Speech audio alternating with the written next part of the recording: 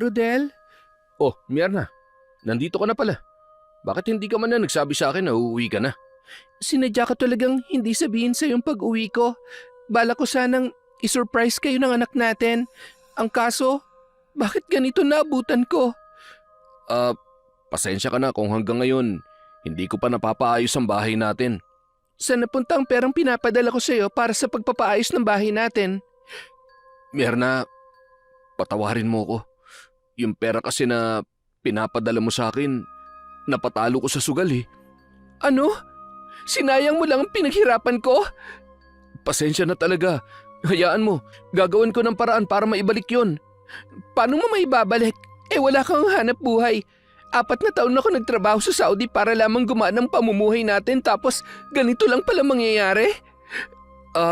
Basta kahit ano gagawin ko para lang mabawi yung pera. May pupuntahan akong sabong mamaya. Sisiguruhin ko na mananalo ko. Talagang nalulong ka na nga sa bisyo mong hayop ka. Walang maganda may dudulot ng sugal sa buhay natin. Kaya itigil mo ng kahibangan mo. Ikaw ang tumigil. Kung makapagsalita ka, akala mo kung sino ka. Yabang mo ah. Mayabang ang tingin mo sa akin kasi daig mo pang inutil. Nasasaktan ka dahil totoong sinasabi ko. Itikom mo yung bibig mo kung ayaw mong bigwasan kita dyan. Kung uuwi ka lang para bungangaan ako at sumbatan, dapat na natili ka na lang sa Saudi. Buisit kang babae ka. Ikaw ang bisit sa ating dalawa. Batugan ka na nga. Ang kapal pa ng mukha mo magsalita ng ganyan sa akin. Ganon ha? Taon 1990. Dagupan. Bahagyang nahirapan si Myrna nang suntukin siya sa sikmura ng kanyang asawang si Rodel. Sa ilang taon na pagtatrabaho niya sa Saudi, hindi niya inisip ang sarili para lamang sa kanyang pamilya. Ngunit sa kabila ng sakripisyo ay matinding sakit ang naging kapalit noon. Subalit hindi roon nagtatapos ang kanyang problema. Kinabukasan, habang naglilinis ng kanilang bahay, nakarinig siya ng ingay mula sa labas. Rodel, lumabas ka riyan sa bahay mo. Harapin mo ako kung ayaw mong mga pulis ang kumaladkad sa iyo palabas. Sino po kayo? Bakit yung hinahanap ang asawa ko? Ako si Mang Densyo, may-ari ng pasugalan. Alam mo ba na may malaking utang sa akin ang asawa mo at ginawa niyang collateral itong bahay ninyo? At sa oras na hindi siya makapagbayad ngayon, kukunin ko na ang tahanan ninyo. Ano? Sandali, hindi niyo po pwedeng basta-basta na lang kunin ang bahay namin. Wala akong alam sa nangyayari kaya umalis na po kayo. Pumirma ang asawa mo sa kasunduan naming dalawa, kaya sa ayaw at sa gusto mo, kukunin ko ang bahay at lupa ninyo. Wala akong alam sa pinag-usapan ninyo at kahit ano pang gawin nyo, hindi ko ibibigay ang bahay namin. Ang ingay nyo naman. Natutulog pa ako eh. Ano bang problema? Mabuti naman at nagising ka ng tarantado ka. Ano? Makakabayad ka ba ngayon sa mga utang mo sa akin? Kayo pala, Mang Densyo. Ang aga nyo naman yatang pumunta ngayon. Sinabi ko na sa'yo, di ba? Sa oras na hindi ka makapagbayad, pupuntahan kita sa mismong bahay ninyo. Kaya akin ang bayad mo kung ayaw mong patayin kita. Grabe naman kayo sa akin. Baka naman pwede pa natin tong pag-usapan. Wala pa akong perang ibabayad sa inyo, Mang Densyo eh. Tumigil ka dyan. Ilang beses na kitang pinagbigyan kaya kung ako sa'yo, ibigay mo na lang sa akin ang bahay ninyo para sa ganun ay makapagbayad ka na. Siya sige. Kunin mo na, Mang Densyo. Mukhang wala na akong magagawa eh. Nababaliw ka na ba, Rodel? Kung hayaan mong kunin sa atin ang bahay, saan tayo titira nito? Sampa di sa mga magulang ko. Ayoko makisama sa mga magulang mo. Kung gusto mo, ikaw na lang ang makitira doon. Mananatili kami dito ng anak mo. Di mo ba narinig yung sinabi ni Mang Densyo? Kukunin niya ng bahay natin dahil sa malaking utang ko sa kanya. Kapag hindi ako tumupad sa usapan namin, makukulong ako, Myrna. Naiintindihan mo ba yun? Wala akong pakialam kung makulong ka man.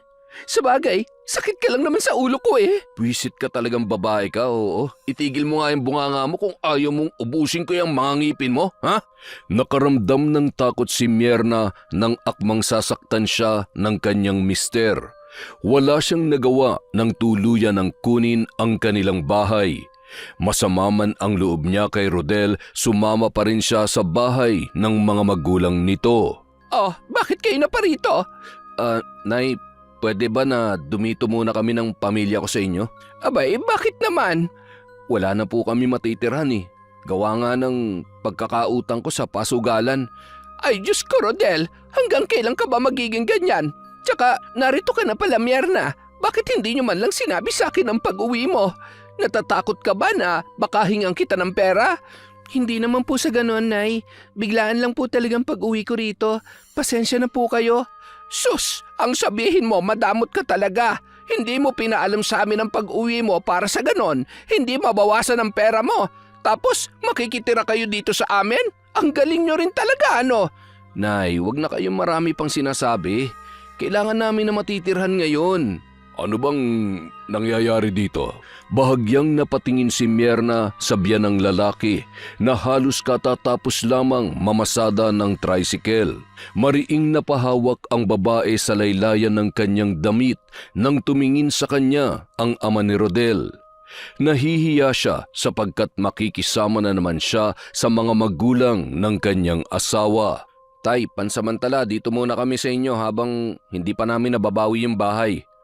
Gumawa ka na naman ba ng gulo? Bakit ba hindi mo iniisip ang pamilya mo bago ka magsugal? Tingnan mo nga ang kalagayan ninyo ngayon. Sinabi sa akin ng kapitbahay ninyo na kauuwi lang ng asawa mo, tapos ganitong problema agad ang sasalubong sa kanya? Ewan ko sa iyo, Rodel. Puro sakit lang ng ulo ang binibigay mo sa aming lahat. Pwede ba wag nyo na nga akong sisihin? Tulungan nyo na lang kami ng asawa ko ngayon. Walang problema sa akin ang pagtira nyo rito. Basta hati tayo sa mga gastusin. At ikaw naman, Mierna, ikaw ang toka sa mga gawaing bahay. Bawal ka magreklamo dahil kahit anong oras, kaya kitang palayasin. Opo, Nay. Masusunod po. O siya, sige na. Kumain na tayo. Nanatiling tahimik na lamang si Mierna habang nag-uusap ang kanyang asawa at ang mga magulang nito. Hindi siya kumikibo sa mga pangahamak sa kanya ng ina ni Rodel. Pasok sa kabilang tenga at lalabas din kaagad sa kabila ang kanyang mga naririnig. Kilala ang kanyang biyanan bilang tsismosa sa kanilang lugar. Konsentidor din ang ginang sa mga maling ginagawa ng kanyang anak. Mierna, pagkatapos natin kumain, hugasan mo agad ang mga pinagkainan, ha? Sige po, Nay. Ay, siya nga pala, bukas maglinis ka rin ng kulungan ng mga manok.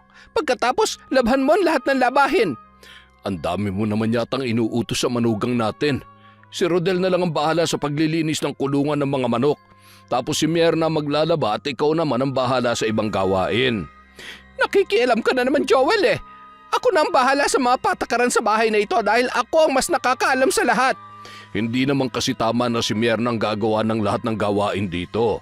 Wala pa naman trabaho si Rodel, kaya mas mainam na pareho silang kumilos sa bahay na ito. Kung hindi lumandi ang babaeng yan sa anak natin, di sana engineer na ngayon si Rodel.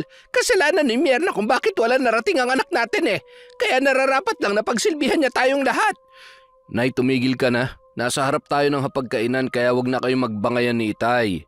Rodel, kung ayaw mo magkagulo ang pamilya natin, magtrabaho ka. Lumalaki ng anak ninyo ni Mierna at malapit na yan mag-aral. Wala ka man lambang plano para sa mag-ina mo? Ako na pong bahala sa pamilya ko, Tay. Huwag niyo kami masyadong intindihin, ha? Abay, hindi pwede yung ganyan. Kung gusto mo, ipapasok kita sa kaibigan ko. Nangangailangan sila ng helper ngayon sa construction. Construction? Tay naman, kahit anong mangyari hindi ako papasok sa ganyang trabaho. Bakit? Ano bang problema kung sa construction ka papasok na trabaho?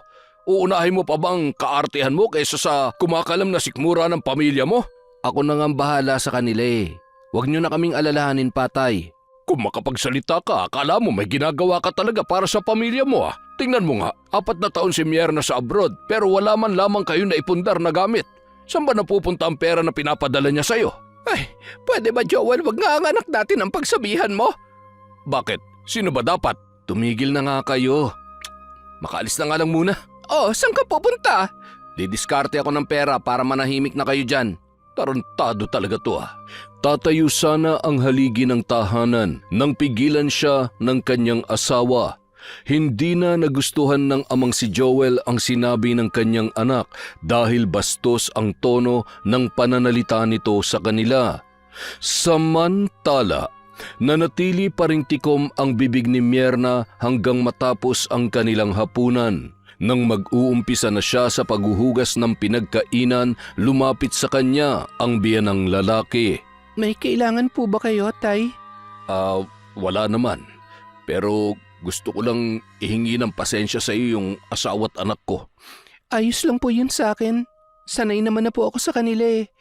Eh siya nga pala, kumusta ang naging buhay mo sa Saudi? Maayos naman po. Ang kaso wala talaga akong naipon na pera pag uwi. Akala ko kasi lahat ng pinapadala ko sa anak nyo nagagamit niya ng tama. Pero pinatalo niya lang pala lahat sa sugal. Sira ulo talaga yun. Hayaan mo, habang wala pa siyang trabaho, ako na munang bahala sa mga pangangailangan ninyo. Naku, wag na po. Hindi niyo po obligasyon ng responsibilidad ng anak ninyo. Tsaka mag-a-apply naman po ako ng trabaho na malapit lang dito. Ano ka ba? Ayos lang naman na tulungan ko kayo dahil pamilya tayo. O siya, sige na. Tapusin mo na yung gawain mo at nang makapagpahinga ka na rin. Sige po. Ngumiti ng may pasasalamat ang babae sa biyanan kahit na may sama siya ng loob sa kanyang asawa. Batid niyang hindi siya gusto ng nanay ni Rodel mula pa noon. Ang kaso kailangan niya makisama dahil wala naman silang ibang matutuluyan. Kinabukasan, nagising na lamang si Mierna sa malamig na tubig na binuhos sa kanya ng ina ni Rodel. Hoy babae, gumising ka na nga riyan? Abay tirik na ang araw tapos ikaw, ang sarap pa rin ng tulog mo. Ang kapal talaga ng mukha mo, no? Inay naman, bakit niyo ako binuhusan ng tubig? Talagang nagtatanong ka pa? 10:00 na ng umaga pero hindi pa rin tayo nakakakain. Wala ka nang ambag sa mga gastusin dito tapos gusto mo pa feeling prinsesa ka? Aba, mahiya-hiya ka naman sa amin. Hindi naman po sa ganon. Napuyat lang po ako kasi hinihintay ko yung pag-uwi ni Rodel eh. Hanggang ngayon po ba wala pa siya? Huwag mo nang intindihin yung anak ko dahil marunong naman yon umuwi. Ang gawin mo, mag-asikaso ka na makakain natin dahil kanina pa ako nagugutom. Ewan ko ba kung ano nakita sa ni Rodel at nagawa kanyang pakasalan? Ikaw lang yata ang balikbayan na walang dalang pera ni isang kusing. Hindi lang po ako nakaipon ng pera dahil sa anak ninyo. Palagi siyang humihingi sa akin ng pera para sa pagpapaayos ng bahay namin. Akala ko talagang nagawa ang tirahan namin, ang kaso napupunta lang pala sa sugalan ng pinaghirapan ko. Sinisisi mo pa talagang anak ko sa katangahan mo? Ang sabihin mo, naubos ang pera mo dahil sa luho at panlalaki mo habang nasa ibang bansa. Di ba? Bago ka nakilala ni Rodel, galing ka sa maruming trabaho, kaya malamang ginawa mo yung na-sideline doon. Wala pong katotohanan ng sinasabi niyong yan, Nay. Mula nung magkapamilya ako, wala na akong ibang inisip kundi sila. Opo, galing nga ako sa maruming trabaho noon, pero matagal ko nang tinalikuran ng hanap buhay na yon. Akala ko magiging maayos ang buhay ko sa anak ninyo. Yun pala, puro pasakit at paghihirap lang ang ibibigay niya sa akin. Parang ikaw pa ang lugi sa pagsasama niyo ni Rodel ah. Baka nakakalimutan mo, ikaw ang sumira sa mga pangarap namin para sa kanya. Sinikap ko naman po na umangat kami sa buhay, kaya nga kahit mahirap, tinitiis ko ang pagtatrabaho sa Saudi. Sinabi ko naman sa kanya na kapag natapos ng pagpapagawa ng bahay namin, ako na po ang bahala sa pag-aaral niya ulit. Ang yabang mo talaga magsalita ah. Nakapagtrabaho ka lang sa abroad, akala mo kung sino ka na. Kung yan po ang tingin niyo sa akin, bahala na po kayo. Magluluto na lang po ako. Wisit kang babae ka, huwag mo akong tatalikuran pag kinakausap kita. Hinablot ni Maring ang buhok ng kanyang manugang at hinatak yon pa ibaba. Wala siyang pakialam kung nasasaktan si Mierna sa kanyang ginagawa. Mabuti na lamang dumating si Joel at pumagitna sa kanila. Ano ba nangyayari rito? Binabastos ako ng babaeng yan. Akala mo naman ang layo na nang narating sa buhay. Maring, kahit ano pa nagawa ni Mierna, hindi tama na saktan mo siya. Asawa siya ng anak natin kaya dapat wag mo siyang ituring na iba sa atin. Tumigil ka nga. Palagi mo nalang pinagtatanggol ang babaeng yan kaya lumalaki ang ulo eh. Hindi ko siya kinakampihan ha. Ang gusto ko lang magkaroon tayo ng katahimikan sa pamamahay na ito. Pasensya na po kayo sa akin, Tay. Hayaan nyo, kapag nakahanap na ako ng trabaho, bubukod po kami agad. Bakit? Hindi ka na bababalik sa Saudi? Sa ngayon po, wala pa akong plano sa bagay na yan eh. Tahimik na umalis si Mierna sa harap ng kanyang mga biyanan at nagtungo na siya sa kusina para makapagluto. Nang matapos na siya sa ibang gawain, naisip niyang puntahan si Rodel sa pasugalan kung saan yon tumambay magdamag. Ngunit nagdulot lang ng kaguluhan ang pagpunta niya roon. Mierna, bakit parang nagulat ka yata? Sino yung babaeng nasa kandungan mo? Ay, wag mong intindihin yun. Umuwi ka na at susunod na lang ako. Kaya pala hindi ka umuwi magdamag dahil may nagpapasaya pala sa iyo rito? Alam mo ba na napuyat ako magdamag sa kahintay sa pag-uwi mo? Tapos ganito lang ang maaabutan ko rito? Pwede ba sa bahay na lang tayo mag-usap? Bakit? Nahihiya ka ba sa mga tao rito? Ang kapal na mukha mong lokohin ako. Tumahimik ka nga. Nakakahiya na yung ginagawa mo. Sa bahay na lang tayo mag-usap. Bitawan mo nga ako. Buong buhay ko binigay ko sa'yo. Nangako ka sa akin na magkakaroon tayo ng masayang pamilya, pero bakit ganito nangyayari? Yan ka na naman sa kadramahan mo eh. Halika na, umuwi na tayo sa bahay. Mahigpit na hinawakan ni Rodel ang kamay ng asawa pauwi sa bahay ng kanyang mga magulang at doon mas tumindi pa ang kanilang pag-aaway. Wala ka nang trabaho, ang kapal pa ng mukha mong lokohin ako. Saan ka humuhugot ng lakas ng loob para gawin ang bagay na yun sa akin, ha? Kanina pa ako nabubwisit sa bunganga mo na yan ha. At kapag hindi ka pa talaga tumigil, babasagin ko na yung pagmumukha mo. Sige, gawin mo para diretso ka sa kulungan. Ba't tinatakot mo pa ako ha? Sira ulo kang babae ka. Hayop ka talaga. Namula ang pisngi ni Mierna sa malakas na pagkakasampal sa kanya ni Rodel. Habang nagngingilid ang kanyang mga luha, dumating naman ang kanyang biyanan na galit din. Tumigil na nga kayo. Malayo pa lang ako, dinig na dinig ko ng pag-aaway ninyo. Hindi na kayo nahiya sa mga kapitbahay. At ikaw, Mierna, bakit hindi mo kayang unawain ang anak ko, ha? Lalo mo lang pinapalala ang sitwasyon ninyo. Bakit ako na naman ang pinagsasabihan nyo, Nay? Si Rodel ang nagloko kaya dapat siyang pangaralan ninyo. Wala akong nakikitang mali sa ginawa ng anak ko. Kung naging mabuti ka lang na asawa sa kanya, hindi niyo magagawa mang babae. Kasalanan mo rin talaga kung bakit nagloko si Rodel. Grabe kayo. Hindi ako makapaniwala sa mga sinasabi ninyo. Kaya nagiging matigas ang ulo ni Rodel dahil kinukonsinti niyo siya at yun ang mali. Manahimik ka, gaga ka ha? Lumubay-lubay ka sa akin bago pa ako mapuno sa'yo. Maring, hindi naman talaga tama na konsintihin mo ang pambababae ni Rodel. Tsaka dapat hindi tayo nakikialam sa away nilang dalawa. Halika na, dun muna tayo sa labas. Hayaan natin sila mag-usap dyan. Bitawan mo nga ako. Nasa poder natin sila kaya may karapatan tayo makialam sa kanila. At sa totoo lang, matagal na akong nagtitimpi sa babaeng yan. Hindi tayo maghihirap ng ganito kung hindi siya napangasawa ng anak natin. Tumigil ka na nga. Lumabas na tayo. Halika.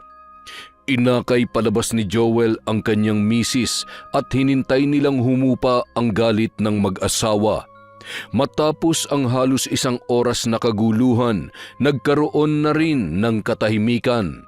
Nang muli silang pumasok sa kanilang bahay, nakita niya si Mierna na ginagamot ang mga pasa na natamo nito sa pakikipag-away sa kanyang mister. Samantala, bumalik sa pasugalan si Rodel upang bawiin ang pera na napatalo niya nung umaga. Si Maring naman nagtungo muna sa kapitbahay para makipagtsismisan. Si Rodel bang may gawa niyang mga pasa na yan? Wala lang po to, Tay. Bali wala lang po to sa akin. Pasensya ka na sa anak ko ha. Huwag ka mag-alala. Pagsasabihan ko siya. Wag na po, Tay. Baka mamaya isipin niya pa na nagsumbong ako sa inyo. Hindi naman na kasi tama yung ginagawa niya. Alam ko po yon, pero magtitiis na lang po ako para sa anak namin. Basta kapag pagod ka na, magsabi ka lang. Ako nang bahala kay Rodel. Sira ulo talaga yung anak kong yun eh. Salamat po, Tay. Gumaan ang pakiramdam ni Mierna nung sandaling nakausap niya ang kanyang biyanan. Naramdaman niya na kahit papaano meron pa rin siyang kakampi. Sa mga sumunod na araw, lalo pang lumala ang pag-aaway nila ni Rodel dahil halos hindi na umuuwi ang lalaki sa bahay ng mga magulang nito. Kaya naman, unti-unti na siyang nawalan ng gana sa kanyang mister. May pagkain ba tayo? Mierna, ipaghanda mo nga muna ako ng makakain. Ang kapal naman na mukha mo mag-utos sa akin. Ngayon ka na nga lang umuwi tapos kung makaasta ka, parang may katulong kang pinapasahod. Ayan ka na naman sa pagiging bungangera mo eh. Kaya ayoko nang umuwi rito dahil nakakainis na yung kapuputak mo eh. Walang asawang matutuwa sa ginagawa mo. Adik ka na nga sa sugal na gagawa mo pa mambabae. Napakasama mo talaga. Hindi ka ba talaga titigil na buwisit ka? Kapag ako napuno sa'yo, ipapakain ko sa'yo yung dila mo. Sige, gawin mo. Hinahamon mo talaga ako, ha? Tumama ang kamao ni Rodel sa muka ng kanyang misis na nagdulot ng pagdurugo ng ilong nito. Halos mawalan naman ng malay si Mierna sa ginawa sa kanya ng kanyang mister. Uundayan pa sana siya noon ng suntok nang pigilan yon ng kanyang biyanan na lalaki. Tumigil ka nga, Rodel. Bitawan niyo ako, tay. Papatayin ko ang babaeng yan. Ano na naman bang pinagawayan ninyo? Bakit kailangan umabot pa sa pananakit? Pinagsabihan ko lang po siya sa hindi niya pag-uwi, Tay. Tapos nagalit agad siya at sinaktan niya na ako. Eh yun naman pala, Rodel eh. Walang masama sa ginawa ni Mierna. Bakit mo siya sinaktan? Namumuro na kasi sa akin yung babaeng yan, tay eh. Kung wala lang kaming anak, matagal ko nang pinaalis yan sa buhay ko. Ikaw pa talaga magsasalita ng ganyan sa akin? Kahit na ikaw ang may problema sa ating dalawa? Pwede ba? Huwag kang umasta na parang wala kang kasalanan at ikaw pa naagrabyado. Mula nang makilala kita, inulan na ako ng kamalasan. Buwisit ka sa buhay ko. Ikaw ang bisit! Palibhasa, adik ka! Ba't talagang inuubos mong pasensya ko ha? Tumigil na kayo. Rodel, pwede bang huminahon ka? Hindi ba kayo nahihiya sa mga kapitbahay natin? Tapos sa harapan pa ng anak ninyo kayo nag-aaway? Ay, makalis na nga. Buwisit na buhay to. Padabog na umalis ng bahay si Rodel na parang walang nangyari. Sama ng loob at galit naman ang nararamdaman ni Mierna sa ginawa ng kanyang mister. Gustuhin man niyang gumanti, ngunit wala siyang sapat na lakas para gawin yun. Nakakasawa na talagang tarantadong yun. Dahan-dahan na pinunasan ni Mierna ang dugo na umagos mula sa kanyang ilong. Masama pa rin ang kanyang loob sa ginawa sa kanya ng kanyang asawa. Mierna, halika't titingnan ko yung lagay mo. Hayaan mo na si Rodel. Uuwi rin naman yun mamaya at pagsasabihan ko siya ulit. Huwag na po, Tay. Hayaan na lang po natin siya. Sigurado, sasaktan niya na naman ako kapag umuwi siya rito. Alam ko masama ang loob mo sa pananakit na ginagawa sa iyo ng anak ko. Pero pilitin niyo pa rin na magkaayos. Hindi ko alam kung kakayanin ko pang pananakit sa akin ni Rodel, Tay. Mabuti pa nga kayo may pakialam sa akin eh. Sa totoo lang, ang swerte sa inyo ni Nanay Maring dahil bukod sa masipag na kayong maghanap buhay, mabait pa kayong asawa. Sana naging katulad niyo na lamang ang anak ninyo. Hayaan mo. Ipagdarasal ko sa Diyos na magbago ang aking anak. Sa totoo lang, nahihiya na talaga ako sa iyo eh. Bakit naman po? Hindi kasi maayos ang ugali ng asawa at anak ko. Ewan ko ba kung saan ako nagkulang? Pero Tay, hindi niyo naman po kasalanan kung bakit naging ganun sila. Alam ng Diyos kung gaano kayo naging mabuting tao. Ay, salamat Mierna ha. Walang anuman po, Tay. Ang simpleng pag-uusap na yon ni Mierna at ng kanyang biyanan ang siyang naging daan upang maging mas malalim pa ang kanilang koneksyon. Sa paglipas ng mga araw, nauwi yon sa isang lihim na relasyon. Dahil sa kabaitan ni Joel, unti-unting nahulog ang loob sa kanya ng kanyang manugang.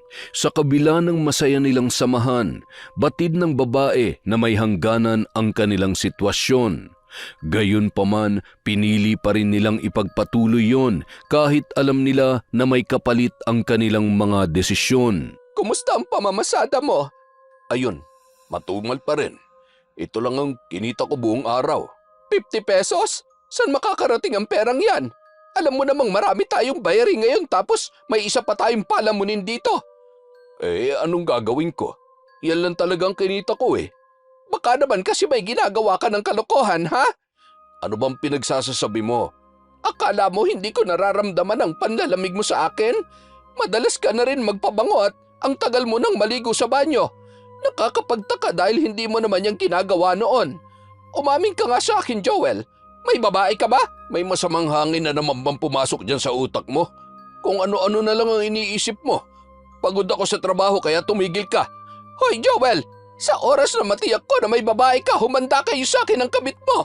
Uupusin ko ang buhok niya at puputulin ko naman ang kaligayahan mo. Maring, pagod lang ako lagi sa trabaho kaya wala akong ganang tumabi sa'yo. Wala akong pakialam kung hindi mo man ako gamitin. Ang importante sa akin, magbigay ka ng tama. Yun lang ang kailangan ko sa'yo. Pera lang ba talagang mahalaga sa'yo? Eh ano pa nga pa? Palagay mo ba mabubuhay tayo kung walang pera? Ewan ko ba kung bakit ikaw pa ang inasawa ko. Sa dinami-dami ng mayayaman na nililigaw sa akin noon, sa lalaking walang kwenta pa ako napunta. Ang saklap talaga ng buhay ko ito, oo. Ay, bisit!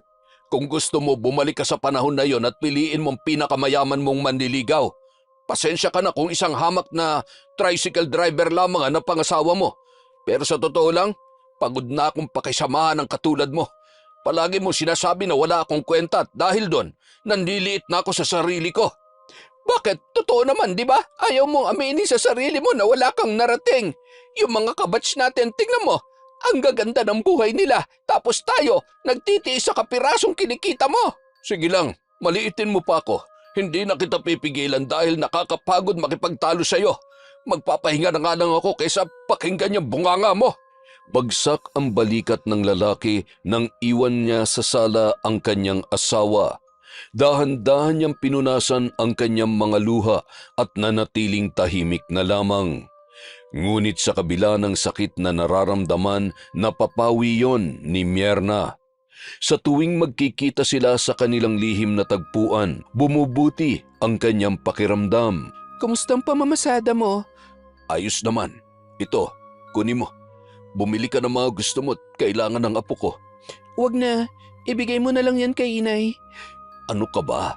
Kapag binigay ko lahat ng kita ko, sigurado, magsusugal na naman yun. Sa totoo lang, nakukonsensya na ako sa ginagawa natin. Eh, bakit naman? Dahil mali na ang nangyayari. Mahal kita, Mierna, at paninindigan ko ang relasyong ito. Pero paano kung malaman ni na inay at Rodel, anong gagawin natin? Ako nang bahala sa bagay na yan. Pinapangako ko hindi ka nila masasaktan. Magtiwala ka lang sa akin, Mierna. Sa totoo lang, nahihirapan na talaga ako. Araw-araw na lang mabigat ang loob ko. Sinisiguro ko na mawawala rin yan. Kaya huwag ka mag-alala. Mariing niyakap ni Joel si Mierna upang pagaanin ang loob ng babae. Sa loob ng isang buwan nilang relasyon, naging maayos naman ang takbo noon. Ngunit sadyang ang lahat ay mayroong hangganan. Bakit hindi ka pa umalis? Mamaya na lang. Gusto ko pa kasing maglambing sa iyo eh. Ano ka ba? Narito si inay. Kanina pa umalis si Maring, kaya may pagkakataon akong mayakap ka. Sandali lang, baka mamaya dumating naman si Rodel. Malabong umuwi yung ngayon. Natalo siya sa sugal kagabi, di ba? Kaya sigurado nababawi yun ngayon. Halika na sa kwarto at maglambingan na muna tayo. Ano ba yan? Nakikiliti ako. Mierna, naiwan ko bang wallet ko sa mesa? Parehong nanlaki ang mga mata ni na Mierna at Joel nang makita ni Maring ang kanilang ginagawa. Hindi makapaniwala ang ginang sa kanyang naabutan. Kuyom ang mga kamao nito habang papalapit sa kanyang manugang. Inay, malandi kang babae ka? Maring, bitawan mo siya. Umalis ka nga dyan. Talagang ipagtatanggol mo pa ang babaeng yan? Nakakadiri kayo. Walang kasalanan si Mierna, kaya wag mo siyang saktan. Ako nagpakita ng motibo sa amin dalawa.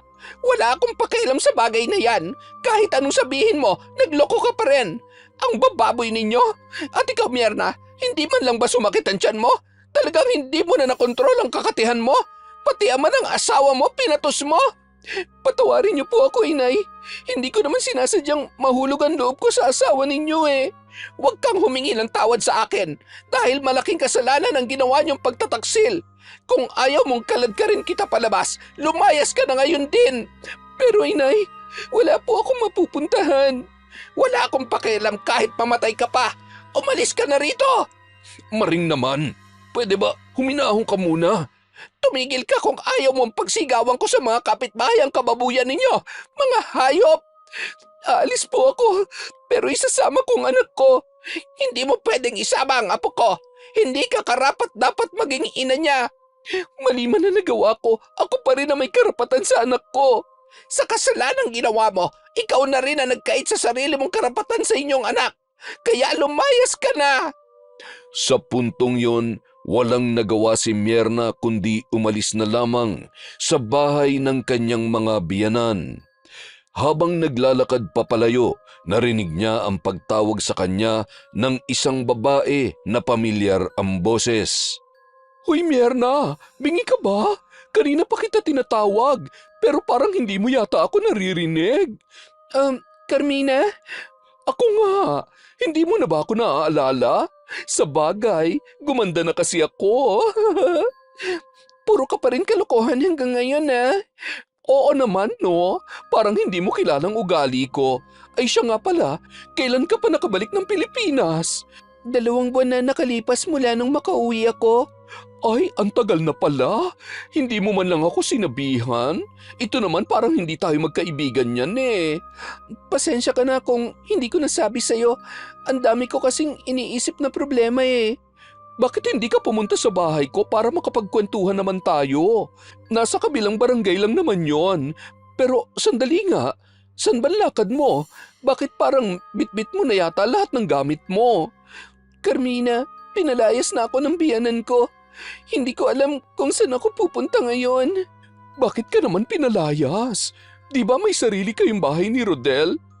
Wala ng bahay namin dahil ginawang collateral ni Rodel sa mga utang niya sa may-ari ng pasugalan. Si Raulo talagang lalaking yon. Wala nang ginawang tama. Hindi bale, sa akin ka na muna tumira. Wala naman akong kasama ron kundi ang mga alaga ko lang na pusa. Kung ganun, nasan yung asawa at anak mo? Nakalimutan mo na ba? Namatay na yung anak ko, di ba? Tapos yung asawa ko naman, stay in sa trabaho at 3 buwan bago umuwi. Ay, oo nga pala. Pasensya ka na ha. Ayos lang yun. Halika na at sumama ka na sa akin. Hindi na nagawang tumanggi pa ni Mierna sa alok ng kanyang kaibigan dahil wala na siyang ibang matutuluyan. Bagamat maliit ang bahay ni Carmina, yon ay maayos, presko at nagbibigay ng kapanatagan sa isip ni Mierna. Carmina, maraming salamat sa tulong mo sa akin ha. Babawi ako sa'yo kapag nakabalik na ako sa Saudi. Sus, wag mo na nga munang isipin yan. Para ka namang iba sa akin eh. Eh siya nga pala, ano ba talaga kasi nangyari? Nagkaroon kami ng relasyon ng ama ni Rodel eh. Ano? Pero paano? Bakit? Ewan ko ba kung anong pumasok sa utak ko at nagawa ko ang ganung bagay. Sa totoo lang, nahihirapan na ako sa buhay ko. Hindi ko alam kung paano makakabangon sa sunod-sunod na problema na dumating sa akin. Diyos ko naman, Mierna. Malaking kasalanan yung nagawa mo. Pero ano nang plano mo ngayon? Hindi ko pa nga alam eh. Magulo pa talaga ang isip ko ngayon. Ano ba nakita mo sa ama ni Rodel at napunta kayo sa mas malalim pang relasyon? Mabait siya. Binibigay niyang lahat ng gusto ko na hindi kayang punan ni Rodel. Marami siyang bagay na kayang gawin para sa akin. Pero mali pa rin talagang ginawa mo. Nako, sigurado, hindi ka titigilan ng biyanan mong babae. Kilala mo naman ang ugali ng bruhang yon, di ba? Yan ang kinakatakot ko eh. Pero magiging handa ako sa anumang mangyayari. Huwag ka mag-alala dahil sa oras na saktan ka niya, ako makakalaban niya. Salamat talaga, Carmina ha. Tatanawin ko to bilang utang na loob sa'yo. Hinawakan ni Mierna ang kamay ng kaibigan para iparamdam ang taos-puso niyang pasasalamat. Naging maayos naman ang pananatili niya roon at muli silang nagkaroon ng pagkakataon na makapag-usap ng matagal. Samantala, naging mas magulo naman ang pagsasama ni na Joel at Maring. Walang araw na hindi sila nagbabangayan. Bakit ngayon ka lang umuwi? Namasada ako, di ba? Alam mo na ba na bayaran ng kuryente ngayong linggong ito? Kaya pinilit kong kumita ng malaki. Sinungaling! Ano? Ang sabihin mo, pinuntahan mo lang ang babaeng haliparot na yon. Ano bang pinagsasasabi mo? Pwede ba tumigil ka na? Sa oras na malaman ni Rodel ang ginawa niyo ni Mierna, sigurado akong itatakwil ka niya bilang ama. Wala akong pakialam sa bagay na yan. Matagal naman na akong hindi nirerespeto ng anak natin eh. Oo, nagkasala ako sa iyo, pero kasalanan mo rin kung bakit ko nagawa yon. Ako pa talagang sinisisi mo sa kalokohan mo? Ang kapal ng mukha mo. Kung binibigay mo lang sana ang lahat ng pangangailangan ko, di sana masaya ako ngayon. Bakit? Totoo naman, di ba? Palagi mo akong kinukumpara sa iba. Walang araw na hindi mo ako minamaliit. Kahit kailan, hindi naging sapat ang pagiging asawa at ama ko sa inyo. Kung hindi mo sana ako pinangakuan na maayos na buhay, hindi ako magkakaganito. Masama ba na maghangad ng kaginhawahan? Tingnan mo nga ang sitwasyon natin. Wala tayong makain kapag sabay-sabay ang mga bayarin. Nagkakaganyan ka dahil mukha kang pera. Anong sabi mo? Hindi mo ba narinig? Gusto mo ulitin ko pa? Hayop ka! Hindi napigilan ni Maring ang sarili at nagawa niyang pagbuhatan ng kamay ang kanyang mister. Kapwa sila nasaktan, hindi lamang sa pisikal, kundi pati sa masasakit na salitang kanilang binitawan sa isa't isa. Makalipas ang 2 linggo, habang namamasada ng tricycle si Joel, nakita niya si Mierna na naglalakad sa gilid ng kalsada. Mierna, sandali! Kausapin mo naman ako!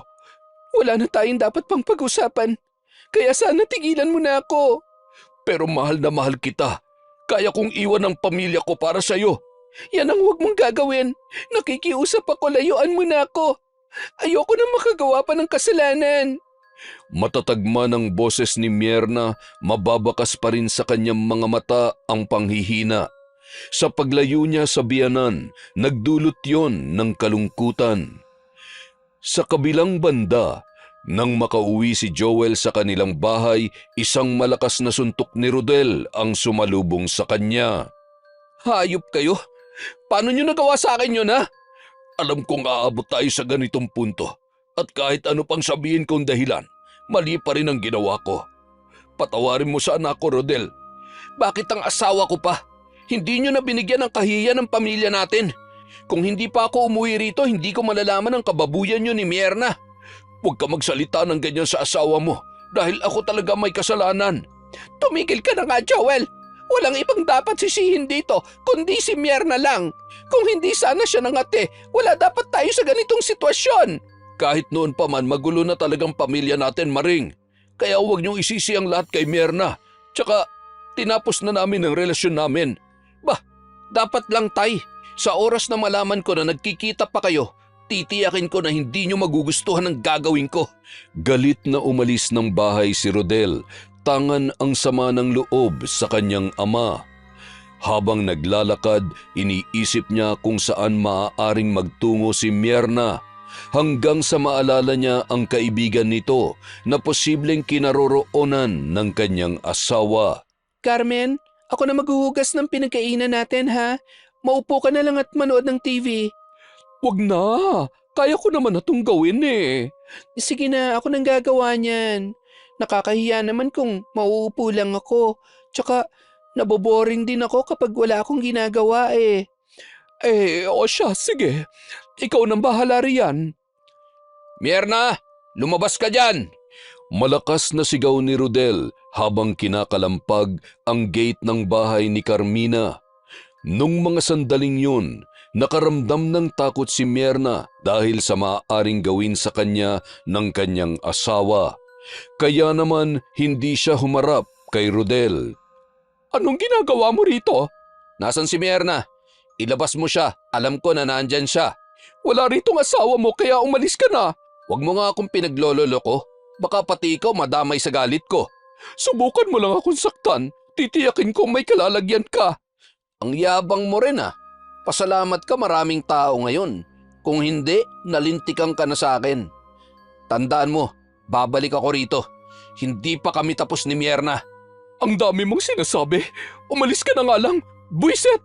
Pagkaalis ni Rodel, muling pumasok ng bahay si Carmina. Nang makita niya si Mierna, nakaramdam siya ng takot dahil namumutla yun. Kaya dali-dali siyang kumuha ng tubig para pakalmahin ang kanyang kaibigan. Wala na ba yung gagong yon? Wala na, pero sigurado ko na babalik pa siya rito. Yun ang iniisip ko eh. Kailangan ko na talagang umalis dito dahil baka madamay ka pa sa galit niya. Kung aalis ka, saan ka naman pupunta? Hindi ko alam. Huwag kang umalis dito kung wala ka naman pupuntahan na iba. Kaibigan mo ko, Mierna. Kaya handa kitang tulungan ano man ang mangyari. Nahihiya na kasi ako sa iyo eh. Alam mo, nakakainis ka na, ha? Parang hindi kaibigan ang turing mo sa akin. Naku, hindi naman sa ganun, Carmina. Kapag umalis ka rito, magtatampo talaga ako sa iyo. O siya, sige. Hindi na ako aalis. Ay, mabuti naman. Halika na't kumain na tayo. Gustuhin man ni Mierna na umalis sa bahay ni Carmina, ngunit ayaw niyang sumama ang loob nito. Kaya nanatili pa siya ng ilang araw sa tahanan ng kaibigan. Kinabukasan, habang naglilinis si Mierna, narinig niya ang galit na boses ng kanyang biyanang babae kasama si Rodel.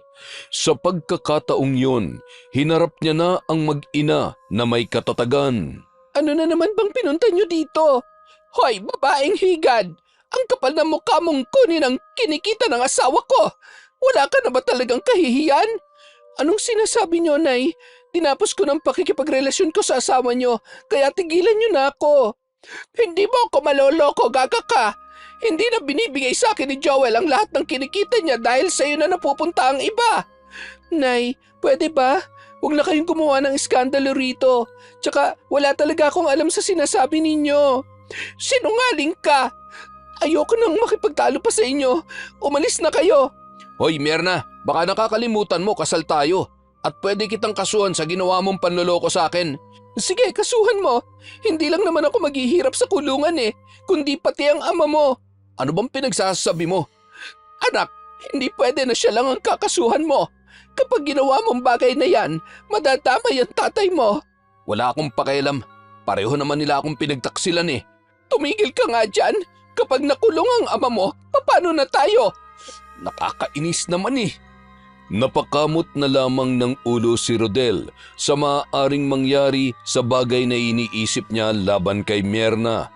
Ngunit kahit ganoon, patuloy pa rin niyang ginugulo ang kanyang asawa hanggang sa malaman na rin ng kanyang ama kung saan tumutuloy ang babae. Isang gabi, nagtungo si Joel sa bahay ni Carmina para kausapin ang babae na kanyang minamahal. Mierna, Anong ginagawa mo dito? namimiss na kasi kita Umalis ka na. Baka mamaya nasundan ka pa ni inay. Huwag ka mag-alala. Hindi ko hahayaan na masaktan ka niya. Joel, tumigil ka na. Ayoko na talagang ipagpatuloy pa ang relasyon natin. Pero, paano naman ako? May pamilya ka na at ganun din ako. Ayoko nang dagdagan ng kasalanan ko. Nakikiusap ako sa iyo, tigilan mo na ako. Kung gusto mo, lumayo na lamang tayo rito. Ayoko. Pwede ba umalis ka na? Sa totoo lang nagsisisi na ako na pumatol ako sa iyo Talaga ba? Oo, nasira ng buhay ko ng dahil sa iyo. Sandaling natahimik ang paligid sa tahasang pagkakasabi ni Mierna sa masasakit na salitang yon.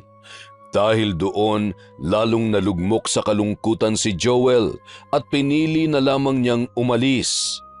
Samantala, sa paglipas ng mga araw, nagkaroon ng kakaibang pananakit sa katawan ni Mierna at sinabayan pa yon ng mataas na lagnat. Mierna, gusto mo bang sumama sa akin mamasyal sa mall? Ayoko munang lumabas. Ikaw na lang. Ay, sandali nga. May sakit ka ba? Bakit namumutla ka? Hindi ko nga alam Bigla na lang sumama ang pakiramdam ko. Ewan ko ba kung bakit? Baka naman alak lang ang katapat niyan. O hindi Masama talagang pakiramdam ko ngayon. Hindi ka na nga lumalabas ng bahay Nagkasakit ka pa rin? Mahina kasi ang immune system ko. Konting lamig lang ng panahon, sinisipon na ako kaagad. Oy, siya, sige. Hindi na lang ako aalis. Aalagaan na lang muna kita dito.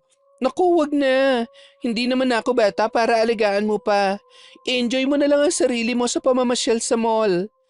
Ay naku, ano ka ba? Hindi masaya kung ako lang ang mamamasyal ha. Hayaan mo na lang akong alagaan ka. Pasensya ka na kung nagiging pabigat pa ako sa iyo ha. Huwag mo ngang isipin yan. Tsaka hindi mo dapat sinasabi yan. Ako nang bahala sa iyo ha. Magpahinga ka na lang muna ngayon. Maraming salamat talaga, Carmina ha. Ngumiti na may pasasalamat si Mierna sa kaibigan dahil sa labis na kabaitan nito sa kanya. Wala talaga siyang masabi sa ugali ni Carmina. Mabuti yon mula pa noon. Sa kabilang banda, ang hidwaan ng mag-amang sina Joel at Rodel ay lalo pang lumala dahil sa mga bagay na patuloy na nagdudulot ng hindi pagkakaunawaan sa kanila. Maring, ipagtimpla mo nga ako ng kape. Kung makapag-utos kayo kay inay, parang wala kayong kasalanan na. Galing nyo talaga, tay. Pwede ba? Huwag mo nga ako umpisahan ngayon at huwag mo akong binabastos. Bakit? Sa tingin nyo ba, kagalang-galang pa rin kayo pagkatapos nyong sulutin yung asawa ko? Tapos na ang lahat sa amin kaya tumigil ka na, Rodel. At para sabihin ko sa'yo, hindi ko kasalanan kung bakit nahulog sa akin si Mierna. Kung ginagawa mo lang sanang obligasyon mo bilang asawa, hindi aabot sa ganito ang lahat. Ako pa talagang sinisisi nyo ngayon? Kakaiba talaga kayo Saan ba kayo muhugot ng lakas ng loob para humarap sa amin ni inay? Parang hindi man lang kayo nahihiya sa ginawa nyo Kung naging mabuting asawa ka lang sana kay Mierna, hindi siya maghahanap ng pagmamahal at kalinga mula sa iba. Sinayang mo lahat ng sakripisyo niya. Talagang gusto nyo akong mawalan ng respeto sa inyo? Ha? Sige, magmula ngayon, wala na akong ama. Tumigil na nga kayong dalawa. Huwag na kayong magsisihan dahil ang totoo, si Mierna lang ang may kasalanan kung bakit magulo ang pamilya natin. Pwisit talagang babaeng yon. Labis na nagngingit-ngit sa galit si Maring dahil sa kaguluhan sa kanilang pamilya. Dahil doon, mas kinasuklaman niya pa ang kanyang manugang. Samantala, ang simpleng sakit ni Mierna ay nasundan pa ng isang kakaibang pakiramdam na hindi niya maipaliwanag. Nung una tila normal na panlalamig lamang ng katawan na parabang unti-unting hinihigop ang kanyang lakas. Maya-maya pa nakaramdam siya ng matinding pananakit ng ulo at paninikip ng dibdib na wari may mabigat na bagay na nakadagan doon. Hindi nagtagal, nagsimula na rin siyang kabahan ng walang malinaw na dahilan. Ang kanyang paligid ay tila nagiging mas madilim at nakakatakot. At kung minsan may pakiramdam siya na may nagmamasid sa kanya kahit siya ay nag-iisa lamang. Dahil doon, lalo siya nanghina at napilitang humiga. Habang pilit na inuunawa kung ano ang nangyayari sa kanyang katawan. Mierna, ayos ka lang ba? Ang lalim yata ng iniisip mo. Carmina, hindi ko na nauunawaan kung ano nangyayari sa akin. Bakit? Ano ba talagang lagay mo ngayon? Hindi ko alam kung bakit palagi akong kinakabahan, natatakot. Pagkatapos parang may matang nagmamasid sa bawat kilos ko. Gusto mo bang magpa-check up? Sasamahan kita. Huwag na. Gastos na naman yan Huwag mo nang intindihin yan. Ang importante, masuri ang kalagayan mo. Tingnan mo nga ang sarili mo, Lubog na ang mga mata mo. Tapos nangangayayat ka na rin. Nahihirapan na kasi ako matulog Baka naman marami ka lang iniisip kaya hindi ka makatulog. Mierna, huwag mong estresin ang sarili mo sa mga bagay na hindi mo naman kontrolado. Pinipilit ko naman na hindi isipin ang problema ko. Ang kaso, nahihirapan akong gawin yun Oo, mahirap talaga. Pero kailangan mong gawin. Tatagan mong sarili mo. Nandito lamang ako. Mariing niyakap ni Carmina ang kaibigan at pinaramdam ang kanyang pagmamahal at malasakit. Ngunit maya-maya bigla na lang sumakit ang tiyan ni Mierna at parang may kung anong gustong kumawala rito. Sa tindi ng sakit, dinala na siya sa ospital ng kanyang kaibigan. Nagkataon naman na nakita nila si Joel at napilitan na silang sumakay ng tricycle nito. Nang makarating sa pagamutan, mabilis siyang inasikaso ng doktor.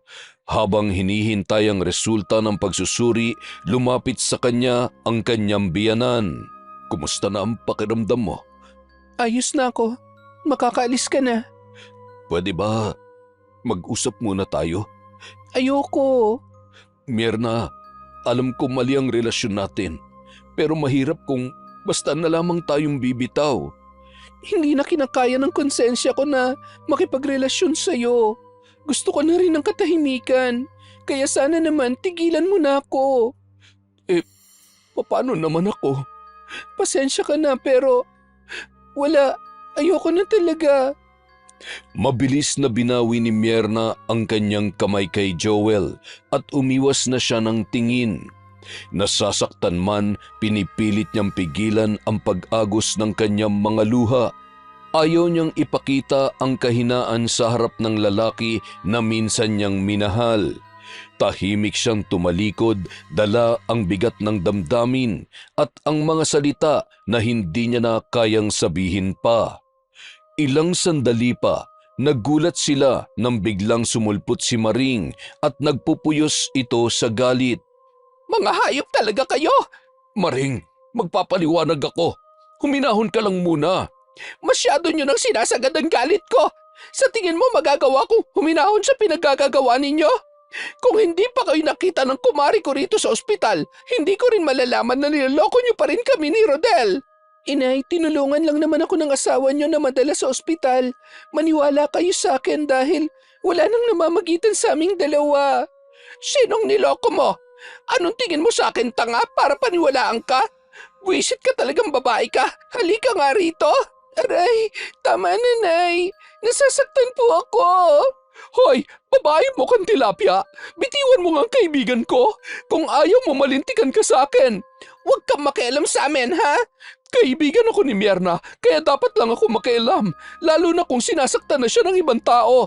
Ah, kaya pala si Raulo tong babae na to dahil kinukonsinti mo.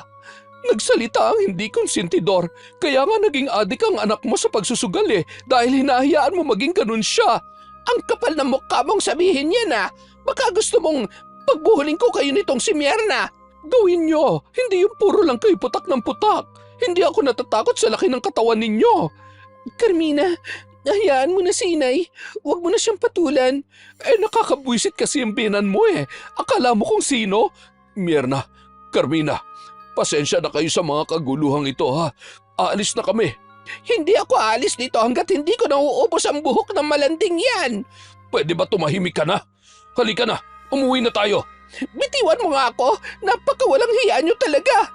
Umalis na kayo, Nay. Nakikiusap ako. Tigilan nyo na ako. Tigilan? Bakit? Tinitigilan mo ba ang asawa ko? Inay, maniwala naman po kayo sa akin. Wala na talaga kaming relasyon ng asawa ninyo. Hindi ako pinanganak kahapon para paniwalaan yung sinasabi mo. Hindi mo ako malilinlang dahil papunta ka pa lang. Pabalik na ako, gaga ka. Maring, umuwi na tayo. Nakakahiya na sa mga tao dito. Halika na. Sa pilitang inakay ni Joel ang kanyang asawa papalayo kay Myrna. Nagpumiglas man si Maring na naig pa rin ang lakas ng lalaki. Ngunit ang galit nito ay hindi humupa hanggang sa sila ay makauwi ng bahay. Napakahayop mo talaga, Joel. Nagawa mo pang depensa ng babaeng yun sa mismong harapan ko. Ginawa ko lang ang alam kong tama. Tsaka mahiya ka naman sa mga tao. Ang hilig mong gumawa ng iskandalo. Ako pa talagang dapat mahiya. Ikaw ang pumatol sa manugang mo, kaya ikaw ang dapat mahiya sa ating dalawa. Nakakadiri kayo. Pweh! Nakipaghiwalay na sa akin si Myrna. Ano ngayon? Kailangan ko pa ba magpasalamat sa kanya? Katahimikan ang gusto niya, kaya sana'y tumigil ka na sa panggugulo mo sa kanya. Paano kung ayoko? Huwag mo kong utusan na parang alipin mo lang. Kapag hindi ka tumigil, mas mainam na maghiwalay na lang tayo. Sa totoo lang, matagal na ako nagtitiis sa ugali mo Napapagod na akong pakisamahan ka, Maring. Hihiwalayan mo ako para maging malaya na kayo ng kabit mo? Tama ako, di ba? Kung yan ang iniisip mo, bahala ka na. Teka, saan ka pupunta? Huwag mo akong basta tatalikuran lang. Walang mangyayari sa pagtatalo nating ito. Mamamasada na lang ako kaysa marinig ang mga sinasabi mo. Hindi nagpapigil si Joel sa pag-alis kahit pa nagsisisigaw ang kanyang asawa. Batid niyang walang patutunguhan kung makikipagtalo pa siya kay Maring dahil sarado ang pangunawa ng babae. Samantala, nang makalabas sa ospital si Myrna, nanatili siya ng ilang araw sa kanyang higaan dahil sa labis na panghihina na hindi matukoy kung ano ang dahilan. Myrna, kumusta ng pakiramdam mo? Ayos ka lang ba? Hindi ko na nga alam kung anong nangyayari sa akin Normal naman lahat ng laboratory results ko pero bakit masama ang pakiramdam ko? Alam mo, duda na ako sa sakit mo na yan. Parang hindi na normal. Anong ibig mong sabihin? Ayon sa paniniwala ng matatanda sa lugar ng mga magulang ko, kapag ang sakit ng isang tao ay hindi kayang ipaliwanag ng siyensya, pinaniniwalaang ito ay pwedeng gawa sa kulam. Kulam? Oo, at sa tingin ko, may nangungulam sa'yo, Mierna. Sino naman ang gagawa ng ganyang bagay sa akin? Sino bang may matinding galit sa'yo? Di ba ang biyanan mo? Sigurado ako na siya ang may kagagawa ng karamdaman mo. Pero wala tayong sapat na ebidensya para sa bagay na yan. Kaya hayaan na lamang natin. Anong hayaan? Mag-isip ka nga. Kapag pinalagpas mo ang pananakit niya sa'yo, lalo lamang lalala ang kondisyon mo. Hindi natin siya pwedeng paratangan sa bagay na wala namang katiyakan. Bakit hindi ka magpatingin sa albularyo? Sigurado ko may nangungulam sa'yo at yun ang biyanan mo. Sandaling napaisip si Mierna sa sinabi ng kanyang kaibigan. Maaaring may kinalaman ang kanyang biyanan sa pagkakaroon niya ng karamdaman. Kaya naman nagpatingin na siya sa albularyo.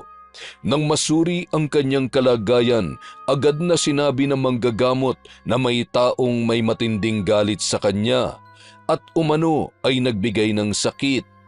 Sa mga sandaling yon, takot at pagkasuklam ang kanyang naramdaman nang malaman ang di umano'y ginawa ng ina ng kanyang asawa.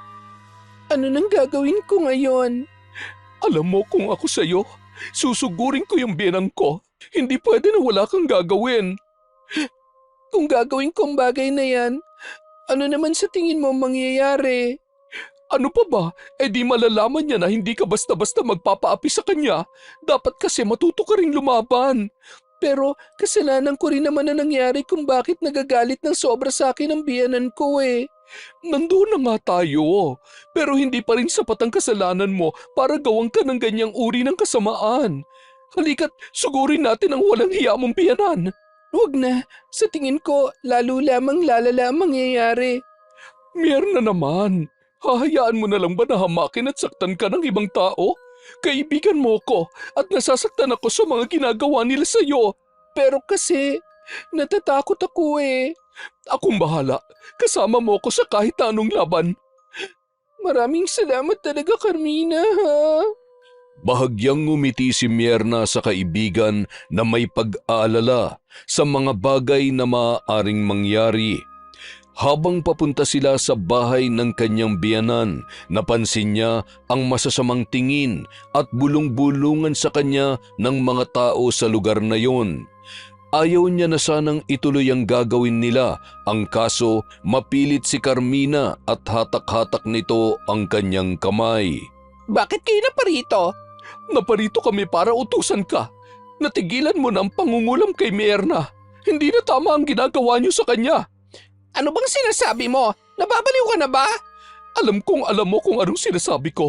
Huwag ka na magmaang-maangan pa riyan. Aminin mo na lang na ikaw talaga ang nangungulam sa kaibigan ko. Napasukan na yata ng masamang hangin ang utak ninyo kaya kung ano-ano na lang ang pinagsasasabi ninyo.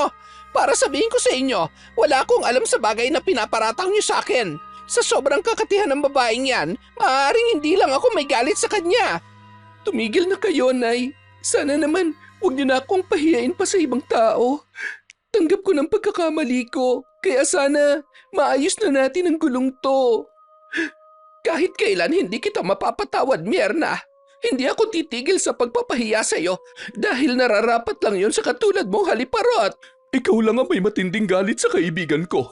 Kaya ikaw lang din ang pwedeng makagawa ng kasamaan sa kanya. Aminin mo na lang kasi ang ginawa mo sa kanya, hindi yung itatanggi mo pa. Umalis na nga kayo kung ayaw niyong tumawag ako ng pulis na kakaladkad sa inyong dalawa. Hindi kami aalis dito hanggat hindi mo inaamin na ikaw ang nangungulam sa kaibigan ko. Carmina, halika na. Umalis na tayo. Ang dami ng tao nakatingin sa atin at nakakahiya na. Pero kailangan natin bigyan ng leksyon ang hukluban mong biyanan. Huwag na. Hayaan na lang natin siya. Nakakahiya na talaga sa mga tao. Nakikiusap ako, umalis na tayo. Nagmadaling inakay ni Mierna ang kaibigan, paalis sa harap ng bahay ng kanyang biyanan.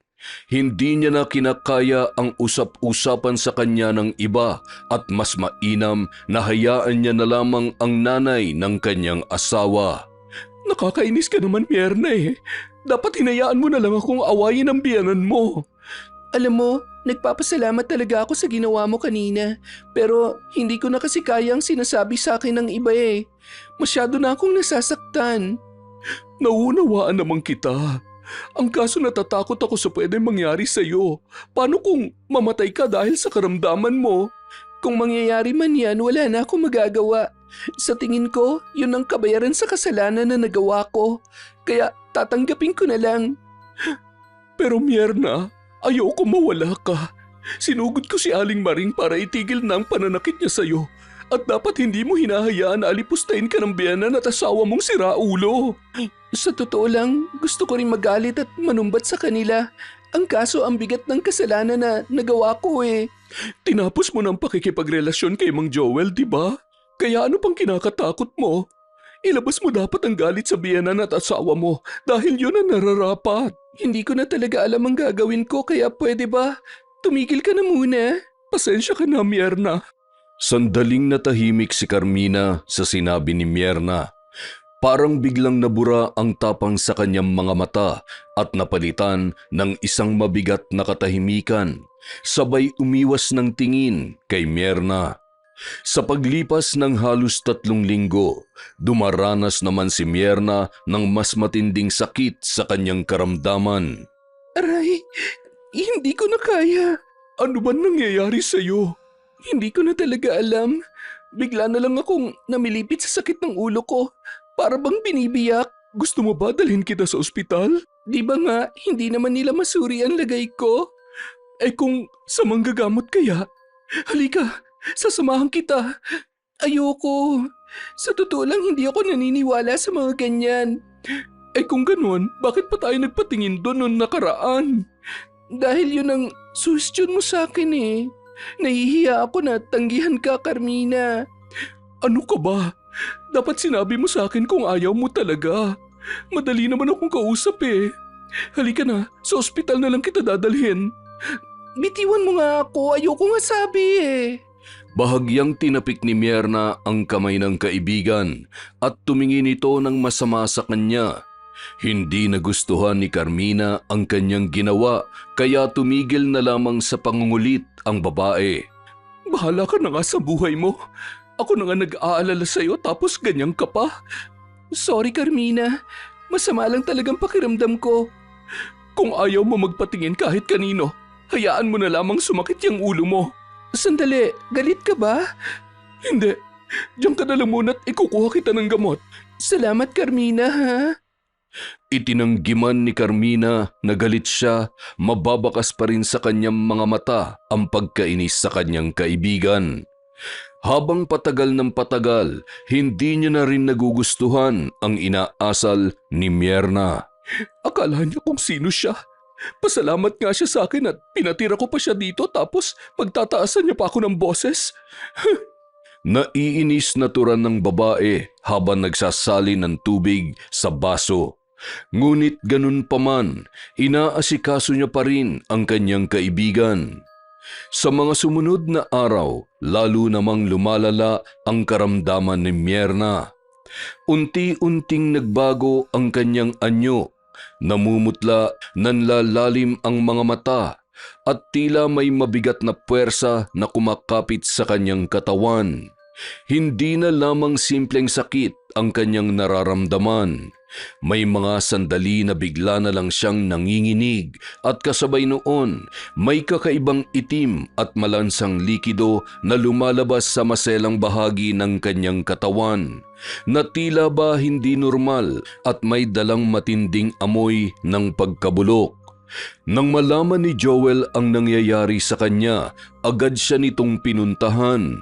Mierna, kumusta ka na? Anong ginagawa mo rito? Pasensya ka na kung pumunta na naman ako sa iyo. Nalaman ko kasi kay Carmina na may karamdaman ka ngayon. Mierna, hindi ko kaya na basta pabayaan ka na lamang. Kung gusto mo dadalhin kita sa ospital, mas makakabuti kung doon ka magpapagaling. Wag na, kaya ko pa naman ang sarili ko kaya umalis ka na. Baka mamaya sumugod na naman dito yung asawa mo. Ilang araw na akong hindi umuwi sa bahay. Bakit naman? Nakipaghiwalay na ako kay Maring. Hindi ko na talaga siya kayang pakisamahan. Mierna, ikaw talaga ang mahal ko. Tumigil ka na nga. Akala mo matutuwa ako sa ginagawa mo? Ano na lang ang iisipin niya sa pakikipaghiwalay mo sa kanya? Sigurado ako na naman ang sinisisi nun at kung ano-anong pinapakalat tungkol sa akin.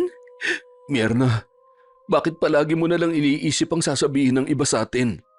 Alam kong mahal mo rin ako kaya dapat hindi na natin sila iniintindi pa. Hindi mo ako nauunawaan. Marami ng gulo nangyari kaya itigil na natin to. Pagod na ako sa lahat kaya pakiusap, tama na. Dahan-dahang umagos ang luha sa pisngi ni Mierna habang pinipilit niyang pigilan ang paghikbi. Nanginginig ang kanyang mga kamay at halos hindi na siya makatingin kay Joel. Ang bawat salita niya ay may bigat na tila matagal nang kinikimkim. Sa huli, pinili na lamang ng lalaki na umalis kahit labag sa kanyang kalooban na iwan ang babae na kanyang minamahal. Kumusta ang pag-uusap ninyo? Ganun pa rin. Pinagtulakan ko siya palayo sa akin. Bakit naman kasi sa dinami-dami ng lalaki sa mundo, siya pang ipinalit mo sa asawa mo? Pwede ba, wag na lang natin pag-usapan yan? Bakit palagi kang ganyan? Sa ginagawa mo, naiisip ko tuloy na wala kang tiwala sa akin na magsabi ng nararamdaman mo. Kaibigan ba talagang tingin mo sa akin, Mierna? Oo naman. Kung ganon, bakit ganito ka sa akin? Pasensya ka na talaga, Carmina, kung nagkakaganito ako. Ang laki na talaga ng pinagbago mo, Mierna, mula nung makapag-abroad ka. Ha? Wala. Magpahinga ka na lang. Hindi na nauunawaan ni Mierna ang sinasabi sa kanya ng kaibigan dahil umalis agad yon sa kanyang harapan. Kinagabihan, naalimpungatan siya sa kanyang pagtulog dahil sa malamig na panahon. Ipipikit pa sana niya ang kanyang mga mata nang mapansin niya na bahagyang nakabukas ang kwarto ni Carmina. Hindi niya alam ang dahilan kung ano ang nagtulak sa kanya para tingnan yon. Nang makalapit siya roon, hindi niya inaasahan ang kanyang matutuklasan. Anong ginagawa mo, Carmina? Ba't dinadasalan mo ang litrato ko? Bakit gising ka pa? Nagising ako dahil malamig ang panahon. Ikaw, bakit gising ka pa? Tsaka pwede ba? Ipaliwanag mo sa akin ang ginagawa mo? Hindi mo na kailangan malaman ang ginagawa ko. Bumalik ka na lang sa higaan mo. Sabihin mo nga, ikaw bang nangkukulam sa akin? Ano bang pinagsasasabi mo? Huwag mo nang itanggi, Carmina. Kitang-kita naman ang ebidensya eh. Oo, tama ka. May kinalaman nga ako sa pinagdaraanan mong sakit. Matagal ko nang kinikimkim ang galit ko sa'yo. Sinadya ko rin udyukan ka na magalit sa biyanan mo para makita ko kung paano unti-unting gumulo ang buhay mo. Gusto kong maranasan mo ang hirap, Mierna. Anong kasalanan ko sa'yo para gawin mo sa akin to? Nakalimutan mo na ba? Nung panahon na nasa Saudi ka, nangungutang ako sa iyo ng pambili ng gamot ng anak ko pero hindi mo ako pinagbigyan.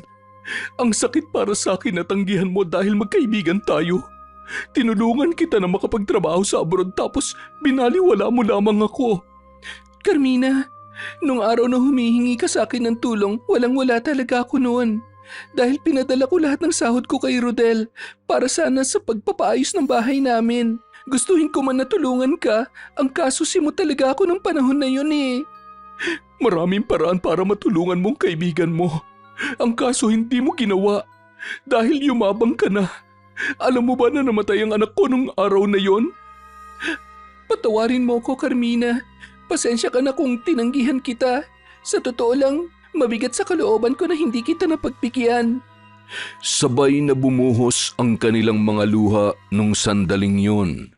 Habang humihingi ng kapatawaran si Mierna sa kaibigan, nagulat sila sa pagdating ni Rodel na may hawak na patalim. Kumusta ka na, Mierna? Ang sabi ni inay, magsasama na raw kayo ng ama ko. Ano bang pinagsasasabi mo? Umalis kang hayop ka? Kung sa ama ko lang din ka mapupunta, mas mainam pampatayin na lang kita. Hoy, si Raulo! Bitawan mo nga yung patalim na hawak mo. Umalis ka ng pamamahay ko kung ayaw mong tumawag ako ng pulis. Kung ayaw mong tanggalan kita ng dila, manahimik ka dyan. Natahimik si Carmina sa pagbabanta sa kanya ng lalaki at ilang sandali pa, bigla na lamang yung sumugod sa kanila. Walang babala ang pag-atake nito at agad na hinablot ang kanyang asawa. Halos mawalan yon ng balanse sa lakas ng puwersa. Dahil doon, sumikip ang espasyo sa loob ng bahay hanggang sa makarating sila sa balkonahe. Sa takot naman ni Mierna, hindi niya sinasadya na maitulak ng malakas si Rodel at nahulog yon mula sa balkonahe. Ngunit ang kanyang ikinamatay ay ang pagtama ng ulo niya sa isang matigas na bagay. Mierna, halika na. I-report na natin sa mga pulis ang nangyari. Pero natatakot ako. Mukhang napatay ko yata si Rodel. Aksidente ang nangyari. Iniligtas mo lang ang sarili mo sa kanya. Ang dami ko ng kasalanan. Siguro mas mainam na wakasan ko na rin ang buhay ko. Tumigil ka nga. Hindi mo yung kailangang gawin. Tsaka, pinapatawad na kita. Talaga? Oo. Sa huli na unawaan din kita. Hindi sa lahat ng pagkakataon, matutulungan tayo ng mga taong inaasahan natin. Patawarin mo rin ako kung nagawa kong bagay na yan sa'yo. Hayaan mo, babawiin ko ang sumpa at aalisin ko na ang galit sa puso ko. Maraming salamat, Carmina. Pero, paano si Rodel? Bahala na ang Diyos sa kanya. Halika na, mag-report na tayo sa mga pulis. Mabilis na nagtungo ang magkaibigan sa presinto para ipaalam kung ano ang nangyari. Samantala, nang malaman ni Maring na patay na ang kanyang anak, halos gumuho ang mundo niya dahil hindi niya matanggap ang sinapit nito. Nang maiburol na si Rodel sa kanilang bahay, nagtungo pa roon si Mierna para kunin ang kanyang anak. Ang kapal naman ng mukha mong pumunta rito sa burol ng anak ko. Umalis ka rito bago pa kita kalad ka rin palabas. Hindi si Rodel ang pinunta ko rito, kundi ang anak ko. Ako ang mas may karapatan sa kanya, kaya huwag niyong subukan na pigilan ako. Kinuha mo na nga ang asawa ko. Pinatay mo pa ang anak ko.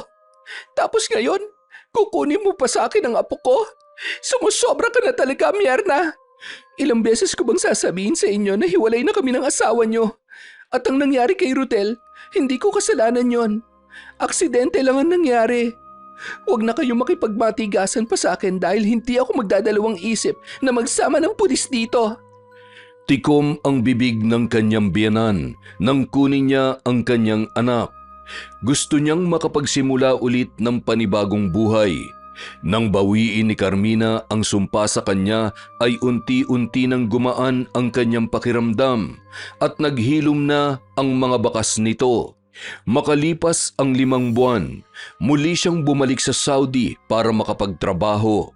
Iniwan niya naman ang anak niya sa probinsya kasama ang kanyang mga magulang. Samantala, ang relasyon naman nila ni Joel ay tuluyan niya ng winakasan.